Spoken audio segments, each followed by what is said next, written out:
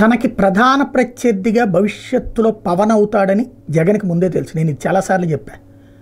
జగన్ పవన్ విషయంలో ఫీల్ అవుతున్నాడు. కాకపోతే క్రిందటిసారి 6% ఓట్లే వచ్చినాయి అన్నటువంటిది సంతోషపడ్డాడు. యాక్చువల్గా కరిష్మాటిక్ లీడర్స్ జగన్ పవన్ ఇద్దరు కూడా, అంటే ఓ రకంగా చెప్పాలంటే క్రౌడ్ పుల్లర్స్, భారీ ఎత్తున జనాల్ని రోడ్డు మీదకి వస్తే జనం రాగలిగేటటువంటి నాయకులు. అట్లాంటి అంటే తనతో పోటీ అన్నటువంటిది పవన్ కళ్యాణ్నే జగన్ భావిస్తాడు. అయితే పవన్ కళ్యాణ్ని రెచ్చగొట్టడం ఆయన చేసిన తప్పు.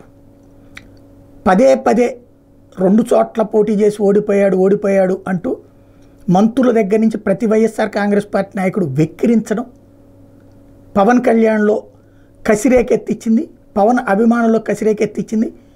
కాపులు కసిగా ఓటేశారు. పవన్ ఎదిగితే కాపులు పోలరైజ్ అవుతారు అన్నటువంటిది జగన్కి ముందే తెలుసు. కాపులు పోలరైజ్ అయితే భవిష్యత్తులో వైఎస్ఆర్ కాంగ్రెస్ పార్టీ కష్టమని కూడా ముందే తెలుసు. ఎందుకంటే కమ్మ రెడ్డి సామాజిక వర్గాల ఓట్ బ్యాంక్తో చూసుకుంటే కాపు సామాజిక వర్గం ఓట్ బ్యాంక్ ఎక్కువ. కులాల వారీగా వాళ్ళు విడిపోయి ఉన్నారు కాబట్టి ప్రాబ్లం లేదు అన్నటువంటి ఉద్దేశంతోనే ఏదైతే ఈ శెట్టి బలిజ లాంటి వాళ్ళకి ఛాన్స్ ఇచ్చి విడదీసి చూడడానికి ప్రయత్నించారు. పవన్ కళ్యాణ్ విషయంలో జగన్ చేసిన ప్రయత్నం కంప్లీట్గా ఫెయిల్ అయ్యింది. అందులో ఉన్నటువంటి ఒంటరి, తెలగ, కాపు వీళ్ళందరూ కూడా ఒక్కటయ్యారు. అదే సందర్భంలో రెడ్లే జగన్కి జల్ల కొట్టారు. దానికి సాక్ష్యం నెల్లూరు, ప్రకాశం, రాయలసీమ జిల్లాల్లో దారుణమైనటువంటి పరాభవం అన్నటువంటిది.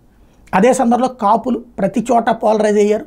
దానికి సాక్ష్యం తిరుపతిలో విజయం దగ్గర నుంచి చూసుకుంటే జనసేన పోటీ చేసిన ప్రతి చోట కూడా విజయం.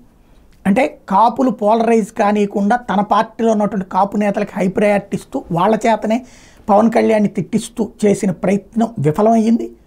ఫైనల్గా పవన్ కళ్యాణ్ శక్తి ముందే తెలుసు జగన్కి అన్నటువంటిది మాత్రం నిజం. జగన్ పవన్ విడిగా ఉంటాడు కదా, విడిగా ఉంచడానికి చాలా ప్రయత్నించాడు, రెచ్చగొట్టి ప్రయత్నించాడు. కానీ పవన్ కళ్యాణ్ సీన్ అర్థం చేసుకుని తను విడిగా పోటీ చేస్తే జగన్కి ఫెచ్చింగ్ అవుతుంది అన్నటువంటి ఉద్దేశంతో తెలుగుదేశంతో కలవడంతో పవన్ వ్యూహం ఫలించింది, జగన్ వ్యూహం ఫెయిల్ అయింది.